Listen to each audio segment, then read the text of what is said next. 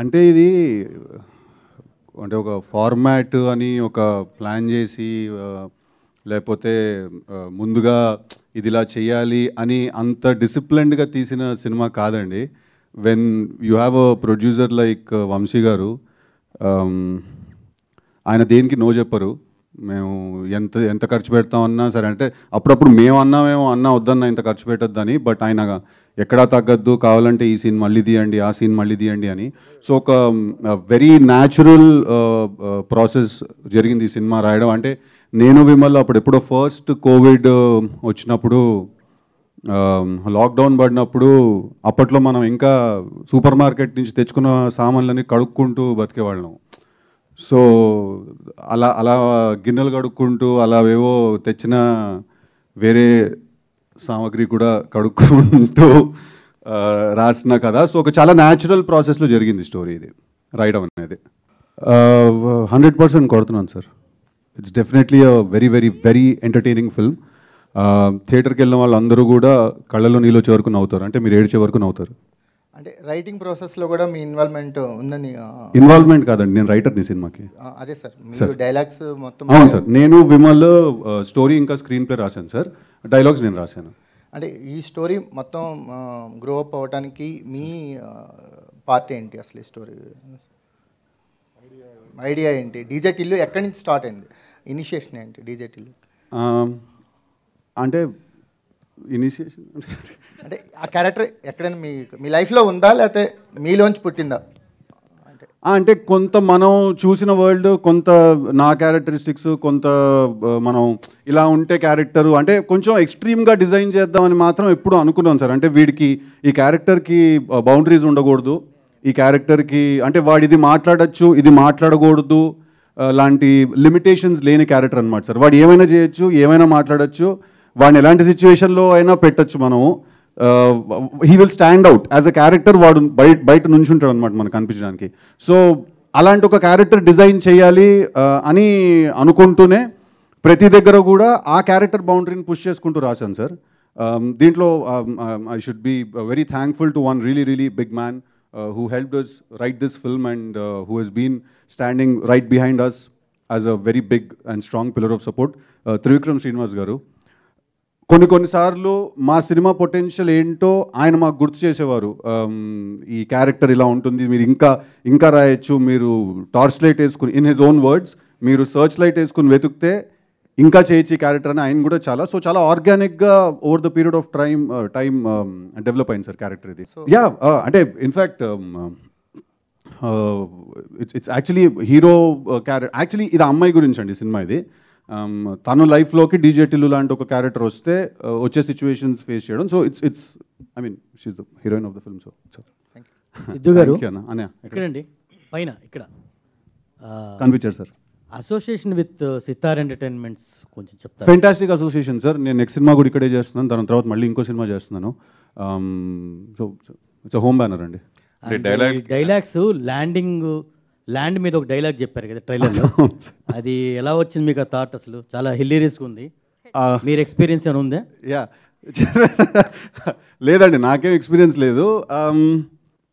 అది ఇంకా అలా అంటే నేను కొంచెం ది అదర్ సైడ్ ఆఫ్ తెలంగాణలో పుట్టి పెరిగాను అనమాట. సికింద్రాబాద్ అటు సైడ్ పుట్టి పెరిగాను. అక్కడ చాలా అంటే ఇప్పుడు ఈ డీజే టిల్లు లాంటి వాళ్ళు మీకు ఎవ్రీ సెకండ్ పర్సన్ అలాంటి మనిషి అనమాట. సో వాళ్ళందరూ కూడా మీరు చూస్తే వాళ్ళందరికీ ఒక చాలా వింత బాడీ లాంగ్వేజ్ ఉంటుంది. అక్కడ ఎవరికి పెద్ద ఏదో ఇదే ఉండదు, బ్యాక్గ్రౌండే ఉండదు. బట్ వాడు మాడితే వాడిని చూస్తే మీకు వాడు ఏదో ఒక చాలా పెద్ద ఎక్స్పీరియన్స్ ఉన్న వాళ్ళలో ఉంటాడు. సినిమాలో ఆ డైలాగ్ వచ్చేసి ఏంటంటే ఫ్రెండ్కి ఫోన్లో చెప్తున్నాడు, ఆ ఉన్న సిచ్యువేషన్ చెప్పుకోలేడు ఏంటనేది, కానీ చెప్పాలి. ఇప్పుడు ఎలా చెప్తాడంటే దాన్ని ఒక ల్యాండ్, ఒక మెటఫర్ కింద తీసుకుని సెట్ మీద వచ్చింది సార్ యాక్చువల్లీ డైలాగ్. అది వెరీ వెల్ పోర్ట్రేటెడ్ అండి. Thank you sir, thank you very much. అంటే త్రివిక్రమ్ శ్రీనివాస్ గారి ఈ సినిమా ప్రాసెస్ ఎంటర్ అవ్వక ముందే ఆయన ఇన్ఫ్లుయెన్స్ చాలా ఉందండి నా మీద. As a writer and as a story teller నా మీద ఆయన ఇన్ఫ్లుయెన్స్ చాలా ఉంది. I personally believe that films I mean I'm finding words to put this. Anyhow I rephrase. Trivikram Srinivas గారి ఇన్ఫ్లుయెన్స్ డెఫినెట్లీ ముందు నుంచే చాలా ఉందండి నా మీద. జంజాల గారి ఇన్ఫ్లుయెన్స్ కూడా ఉంది. So I personally like and prefer very dialogue based films wear dialogues తోటి స్టోరీని ముందుకు తీసుకెళ్లే ఇది. ఆయన ఇన్ఫ్లుయెన్స్ ముందు చాలా ఉండింది. ఆయన అంత బాగా రాయగలగాలి అని అనుకునేవాళ్ళం. బట్ ఒక్కసారి ఆయనతో కూర్చున్న తర్వాత త్రివిక్రమ్ శ్రీనివాస్ గారిది ఒకటి ఏదో ఫేమస్ డైలాగ్ ఉంది, ఒక మేమ్ ఉంది. అదేంటంటే అక్కడ స్పేస్ లేదు కానీ ఆయన క్రియేట్ చేసుకున్నారు అనేది ఒక ఫేమస్ మేమ్ ఉంది. ఎక్కడదన్నా అది? సిరివెన్నెల గారి గురించి చెప్పినప్పుడు ఇది యూజ్ చేశారు, ఆయన ఆ ఫ్రేజ్ యూజ్ చేశారు. అది ఏంటో ఆయనతో కూర్చుంటే క్లియర్గా అర్థం అవుతుంది అనమాట. ఆయన యాక్చువల్లీ సార్ ఇక్కడ ఎలా చెప్తాను సార్, ఇది మనం చెప్పలేం కదా, ఇన్ఫర్మేషన్ ఎలా చెప్పగలుగుతాం అంటే ఆయన అక్కడ స్పేస్ ఉండదు కానీ ఆయన క్రియేట్ చేస్తారు. సో యాక్చువల్లీ త్రివిక్రమ్ శ్రీనివాస్ గారితో టైం స్పెండ్ చేస్తే ఏమైనా చేయొచ్చు అనే ఫీలింగ్ వస్తుంది. అంటే దీంతో ఈ స్క్రిప్ట్ డే 1 నుంచి ఆయనతో సెయిల్ అయ్యారా? డే 1 నుంచి అవ్వలేదండి. మేము ఒక ఫస్ట్ 2 drafts రాసుకున్నాము. రాసుకుని దాన్ని అంతా ఒక స్ట్రక్చర్కి తీసుకొచ్చిన తర్వాత నెక్స్ట్ స్టేజెస్ నుంచి త్రివిక్రమ్ శ్రీనివాస్ గారు కూర్చున్నారు. So it's also very tricky film అండి. అంటే అది ఇట్ కీప్స్ డెవలపింగ్. అది కరోనా అది వేరియేషన్ మార్చినట్టు ఇది కూడా బిహేవియర్ మార్చేస్తుంటుంది సినిమా. సో ఆ ప్రాసెస్ చాలా ఆయన ఎంటర్ అవడం వల్ల మీరు అనుకున్న స్క్రిప్ట్ ఏమైనా చేంజెస్ అయిందా? అయ్యాయి sir, in a very good way. అదే అంటే బెటర్ అయింది. మేము రాసుకున్నప్పుడు అది దాని పవర్ 100% అయితే ఆయన వచ్చాక 200% అయింది. అంటే ఇప్పుడు త్రివిక్రమ్ శ్రీనివాస్ గారి అనుభవం అంత లేదు నా వయసు. సో ఆయన పర్స్పెక్టివ్లో నుంచి మనం సినిమాని చూసినప్పుడు తెలియనివన్నీ కూడా చాలా తెలిసిపోతూ ఉంటాయి, మనకి చాలా విషయాలు అర్థమైపోతూ ఉంటాయి. సో డెఫినెట్లీ చేంజెస్ జరిగాయి అండ్ ఆ చేంజెస్ వల్లే ఇవాళ I think we have a blockbuster film on our hands and I think Vimal will agree to that. మీ ఈ రొమాంటిక్ హీరో జర్నీ ఇలాగే కొనసాగించాలనుకుంటున్నారా? మీ రొమాంటిక్ హీరో జర్నీ ఇలాగే కొనసాగించాలనుకుంటున్నారా? ఇంకేమైనా డిఫరెంట్ పాత్లోకి వెళ్ళాలనుకుంటున్నారా? Romance is an inevitable part of our lives కదండి. Ultimately we all go. దాన్ని ప్రయారిటీ ఇస్తారు అప్పుడు? ఏంటి సార్ అర్థం కాదు. నేను దాన్ని ప్రయారిటీ ఇచ్చి అదే పాత్ర వెళ్ళాలనుకుంటున్నాను. ప్రయారిటీ అని ఏం లేదండి. ఒక సినిమాలో love stories are the main ఇది కదా. ప్రతి సినిమాలో ఎలాంటి జానరా తీసుకున్నా కూడా మనకి లవ్ అనేది ఉంటుంది సినిమాల్లో. So I think love is an inevitable part of our life and hour cinemas. So అంటే ఇప్పుడు రొమాంటిక్ అంటే ఇందులో లవ్కి మించి ఉంది కదా, ఉంటుంది కదా సార్ రియలిస్టిక్గా. సో ఉన్నది కొంచెం యూత్కి రిలేట్ అయ్యేలా చూపించాలి అనే ప్రయత్నంలో కొన్ని సీన్స్ పోర్ట్రే చేయడం జరుగుతుంది సార్. అంటే ఒక ఫైట్ సీన్ ఎలా పోర్ట్రే చేస్తాం, ఒక కామెడీ సీన్ ఎలా కన్సీవ్ చేస్తాం, అలాగే ఒక రొమాంటిక్ సీన్, ఒక ఇంటిమేట్ సీన్ని కూడా మనం కన్సీవ్ చేస్తాం. మనం బోల్డ్ అంటాం, అది ఎందుకు బోల్డో నాకు అర్థం కాదు సార్. అంటే ఐ డోంట్ నో ఇఫ్ ఒక ఇద్దరు మధ్యలో రొమాన్స్ ఉన్నప్పుడు వాళ్ళు కిస్ చేసుకోవడం కానీ హగ్ చేసుకోవడం కానీ సర్వసాధారణం. అది బోల్డ్ అని మనం ఎందుకు అంటాం నాకు తెలీదు. But if that is the term that we are suppose to use then నేను రాసుకున్నవన్నీ మాత్రం కొంచెం అన్ని elements humour wise, romance wise, intimacy wise, action wise, అంటే బడ్జెట్ ఉంటే యాక్షన్ చేస్తాం, నాకు చేయలేము, అన్నీ ఉన్నట్టుగానే పోర్ట్రే చేస్తాను సార్.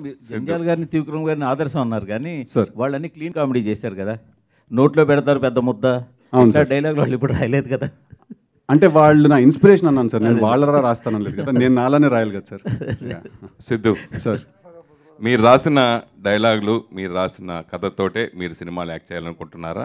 ఎందుకంటే వరుసగా సీతారాంటే కంటిన్యూగా 3 ప్రాజెక్ట్ చేస్తా అంటున్నారు కదా ఇప్పుడు. అవును సార్. అంటే మీరు అలా ఎవరు ఒప్పుకోవట్లేదా? మీరు రాసిన డైలాగులతో కానీ మీ కథతో కానీ చేయడానికి ఒప్పుకోక మీరు సితారకు పర్మనెంట్గా అయిపోయారు అనుకుంటే?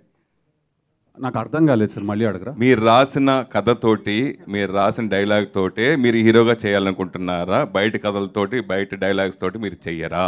అలా ఎందుకు అనుకుంటాను సార్, అలా ఏం లేదు సార్. నేను రాసిన డైలాగులు బయట ఎవరు ఒప్పుకోక నేను సితారాలో చేశానా అనేదన్నా సార్ క్వశ్చన్? లేదు సార్, నెక్స్ట్ సినిమా నేను రాయలేదు సార్, చేస్తుంది. ఆ తర్వాత సినిమా కూడా ఇంకో వేరే వాళ్ళు ఎవరు రాస్తున్నారు. సో నథింగ్ లైక్ దాట్ అండి. సరే, హీరోయిన్ చేత 16 పుట్టుమచ్చలు అని చెప్పారు కదా, రియల్గా తెలుసుకున్నారు ఎన్ని పుట్టుమచ్చలు ఉన్నాయి హీరోయిన్కి? I think I'll avoid the question sir.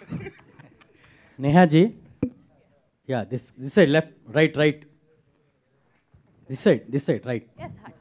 Hi, this question is for you.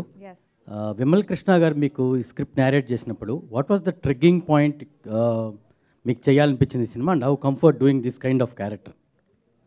Every 5 minutes అండి, honestly, out of all the scripts, at least until now, confident గా చెప్తాను నేను, out of all the scripts that I've heard until now, this was one script every 5 minutes I was like next enti, ippudu next enti, like, you know, what more is going to be added to this film ani. So I think I was very, very confident about this one film when I said okay.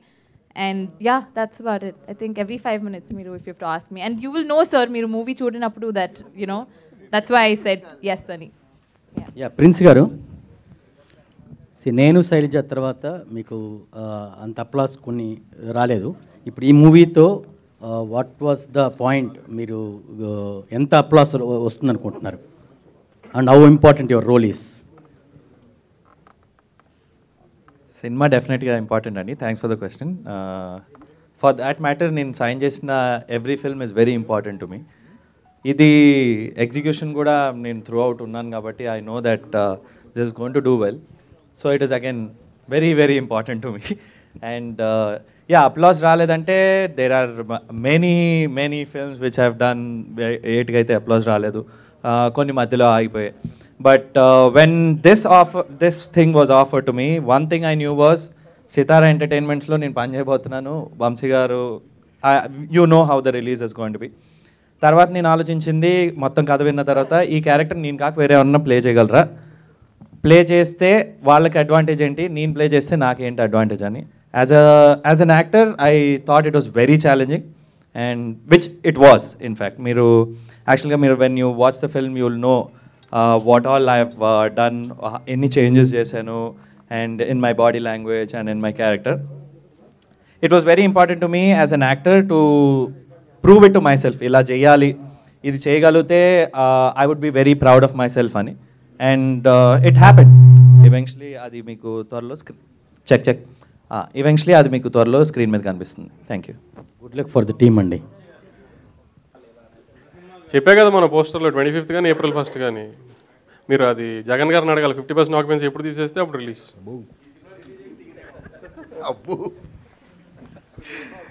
సరే కాదండి, ఇది నాగవంశీ గారి biopic అయితే కాదు కదండి, ఆయన characterisation అలాగే అనిపిస్తుంది. పర్లేదు, ఇంత అందమైన అమ్మాయిని ముద్దు పెట్టుకునే అవకాశం వస్తే మనం యాక్ట్ చేస్తాం, ఏమైనా తప్పే ఉంది. Okay okay. సార్ వంశీ గారు, భీమ్లా నాయక్ ముందు డీజే టిల్లు ఒక అప్టైజర్ అనుకోవచ్చా? అసలు భీమ్లా నాయక్ దీనికి సంబంధం లేదండి. Bheemla Nayak will be massive. ఇది యూత్ సినిమా, ఇదంతా వేరు, ఇదంతా ఫన్, యూత్, అమ్మాయిలు అబ్బాయిలు, వ్యాలంటైన్స్ డే కైండ్. అది అసలు మ్యాసివ్ సినిమా. అదేనండి, అది ఫుల్ మీల్స్, దాని ముందు అప్టైజర్ దీనికి దానికి సంబంధం లేదు. ఫ్రమ్ సితారా. ఇది చైనీస్, అది ఆంధ్ర మీల్స్. ఏంది Feb 11th.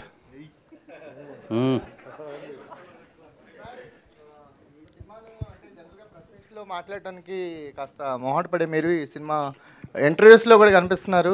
ఏంటి ఎక్కువ ఇన్వాల్వ్ అయినట్టున్నారు ఈ ప్రాజెక్ట్? చాలా ఇన్వాల్వ్ అయ్యా. కారణం? కథ బాగా నచ్చింది, యూత్ సినిమా, చాలా రోజుల తర్వాత యూత్ సినిమా. నేను యాక్ట్ చేస్తారా భవిష్యత్తులో? ఏదో మంచి డైరెక్టర్ని, మంచి హీరోయిన్ చూడు. మీ బ్యానర్లోనే ఉన్నారు కదా సార్. సార్ వంశీ గారు, సంక్రాంతికి మీ సినిమాని త్యాగం చేసి సంక్రాంతికి మీరు రిలీజ్ చేయకుండా ఇప్పుడు రిలీజ్ చేశారు.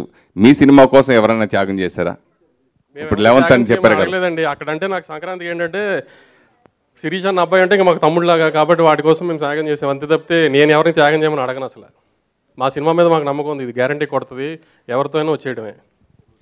తర్వాత వరుసగా గిల్డ్లో ఒక సినిమా తర్వాత ఒకటి వరుస క్లాష్ రాకుండా చేసుకుంటూ వస్తున్నారు.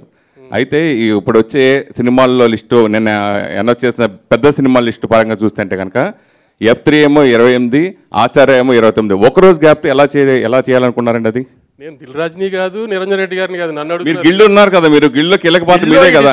నాకు తెలియదు కానీ నేను దిల్ రాజుని కాదు, నిరంజన్ రెడ్డిని కాదు కదా, నన్ను అడిగితే నేనేం చెప్పను. అంటే వరుసగా ప్లాన్ చేసుకున్నారు కదా అందరూ కలిసి, దాని గురించి అడుగుతున్నారు సార్. చాలా మందిలో ఉన్న డౌట్ అది, అందుకోసం అడిగా. రాజు గారిని కానీ నిరంజన్ రెడ్డి గారిని కానీ అడిగి మీకు చెప్తాయి sir. Okay, super, thank you so much. చాలా ఎంటర్టైనింగ్ క్వశ్చన్స్ అడిగారు అండ్ చాలా బాగా క్లియర్గా ఆన్సర్స్ ఇచ్చారు. మీరేంటో అంటున్నారు బాగా. సో జస్ట్ Q&Aనే ఇంత ఎంటర్టైనింగ్గా ఉంటే ఇంకా సినిమా ఇంకా ఎంత ఎంటర్టైనింగ్గా ఉంటుందో. ఎస్, అంత ఆ రేంజ్లో ఉంటుందన్నమాట. Feb 11th వచ్చేస్తుంది మన ముందు డీజే టిల్లు, అట్లుంటుంది మనతోటి. So thank you so much media వాళ్ళందరికీ అండ్ విచ్చేసిన ప్రతి ఒక్కరికి thank you so much and all the very best.